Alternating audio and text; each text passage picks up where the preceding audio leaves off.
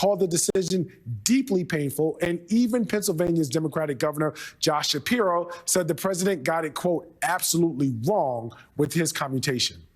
The power of the pardon is in sharper focus right now, 2 weeks after President Biden pardoned his own son, Hunter, and as President-elect Trump vowed in an interview with Time magazine this week to pardon January 6 rioters, and even begin looking at those pardons in, quote, the first 9 minutes of his administration. Joining me now to unpack all of this for our second hour is Rina Shah, a political strategist, a former campaign spokesperson, and the founder of Relax Strategies, as well as my friend Joyce Vance, a former U.S. attorney, super lawyer, professor of law at the University of Alabama Law School, and an MSNBC legal analyst. She is also the author of Civil Disclosure with Joyce Vance on Substack. Joyce, again, taking off my glasses to talk to an attorney specifically from the DOJ. I want to ask you, if you're a U.S. attorney at this point, how are you squaring the idea that on one hand, the DOJ is continuing to prosecute people for offenses related to January 6th, and on the other hand, Donald Trump has already said that he is looking to pardon all the January 6ers within his first few minutes in office?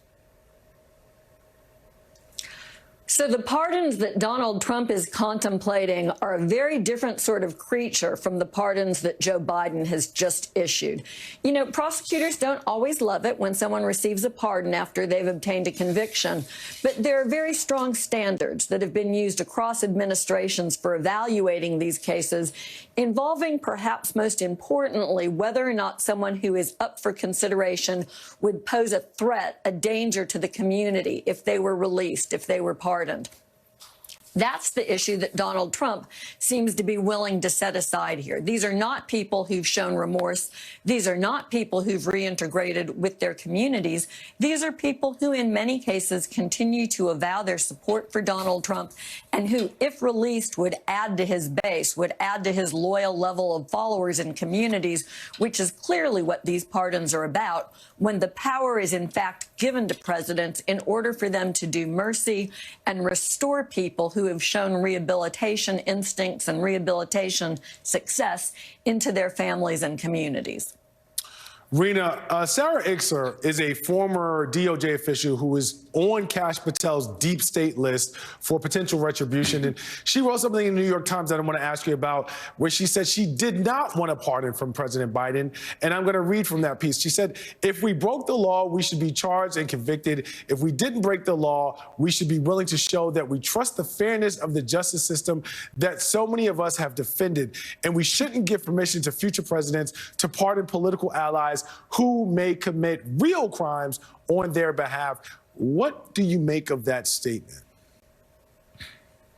Well, the key words, the phrase in that statement is trust the fairness of the system. And I think that is what, if you look at the past year in particular, that is what Americans have been screaming about, is that their trust is shaken in the system. And whether you're looking at federal or state or local governments, we're seeing Americans feel like the government as one entity does not serve them. So I think what Sarah Ickser had to say was very good, because preemptive pardons definitely bring up a landfill of, I think, not just legal, but political arguments about what is right and fair. You know, there are constitutional curves, Charles, that we have to bring up time and again when people talk about having lost hope and faith that a system can serve them. You know, the aftermath of this election, as we've seen these nominations from Trump world come down very fast and very furious with people that some of us feel have no business serving at the highest level of government. What we have to remind folks is that there are checks and balances, and within these three branches that check each other, our founders outlined a system that can do better for all of us. And I think that is what Ickser is getting at when she said she doesn't want a preemptive pardon, despite knowing that Kash Patel could be confirmed and could be the next head of the FBI. Joyce, is there any hope for continued impartiality as we look forward with respect to a potential AG and bond and FBI led by Kash Patel?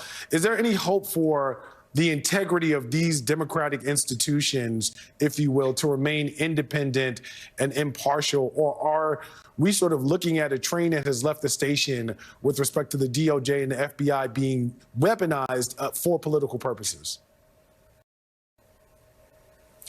So institutions are defined by the people who work in them. You know, we talk about the Justice Department. Well, the Justice Department is people. It's people who take an oath to the Constitution and serve the American people. And sometimes when political leadership goes astray, those people, the career people, stand up and make sure that the institution continues to do the right thing. That is an awfully large burden in this particular instance to place on the shoulders of career employees.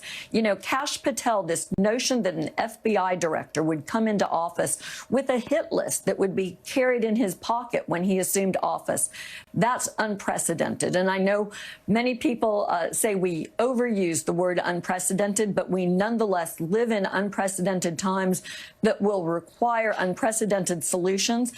This, I think, is why Donald Trump and Project 25 both advocate for the use of Schedule F, this new policy that would permit them to fire career employees at the Justice Department and other federal agencies. It suggests that they are very concerned, perhaps afraid, of what the career people could do to keep the institutions on track. I think that that perhaps gives us a roadmap for going forward. And one of the big questions will be, what can communities do to support, in many cases, these sort of nameless, faceless folks who do their jobs every day, keep their heads down, serve the American people, deliver justice? How can we make sure that they're free to do that, even with the Pam Bondi as the Attorney General? Rena, you are the founder of Relax Strategies, and so I'm going to ask you a strategic question now. Donald Trump is facing a number of embattled cabinet picks and trying to get them through right now. In unusual fashion, he's expending a considerable amount of political capital on Pete Hegseth, RFK Jr., and others to push these things through. How long do you think we'll see that before Donald Trump does what we're used to him doing, which is basically throwing people under the bus, no matter whether they're his allies or not? And one thing that Trump is known to do, which we know from his 4 years in the White House, is that he does twist arms at the 11th hour. Will he do it this time? I don't think so, because we're looking at somebody who sees this second term, his reentry to the White House, as a legacy moment. And therefore, what has always been at play in politics is really salient here, the psychologically thrilling aspect of it all. What he's putting forward right now is meant to not just sensationalize who he is and how he does things and continue, again, politics as entertainment and vice versa.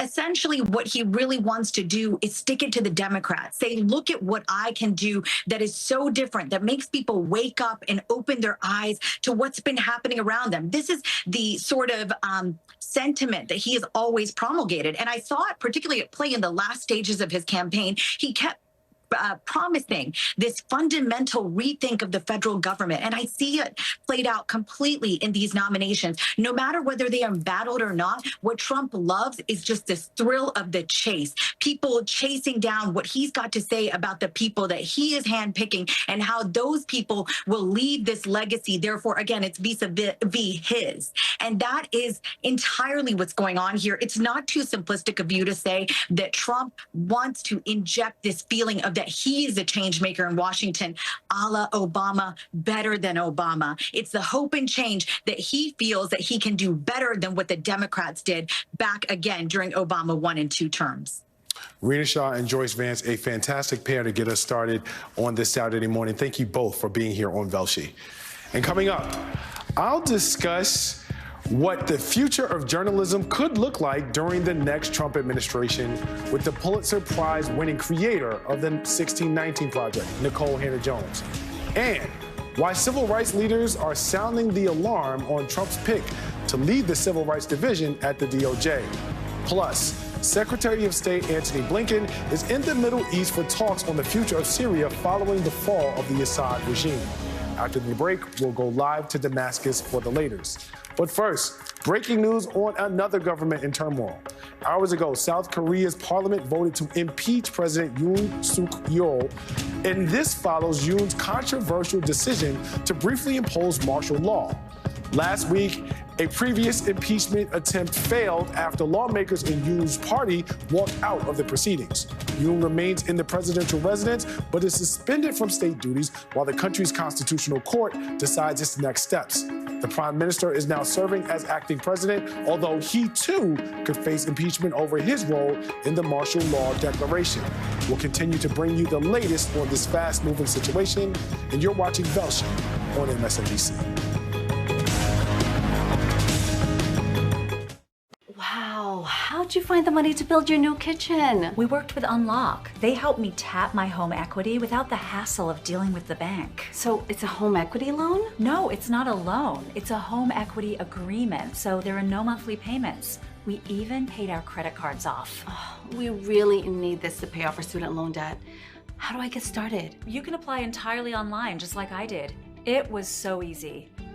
Go to unlock.com and see how much you could qualify for today. Howie Mandel here. Has it ever occurred to you that you sit on your sofa every day, but you've never washed it? You know, I've thought about this a lot, America. Anna Bay has designed the most affordable machine washable sofa on the market. Anna Bay sofas are modular, super comfortable, and the entire thing can go in your washing machine. And I mean the entire thing. Don't miss out on up to 60% off at annabay.com. Plus, get free shipping and free returns when you buy now.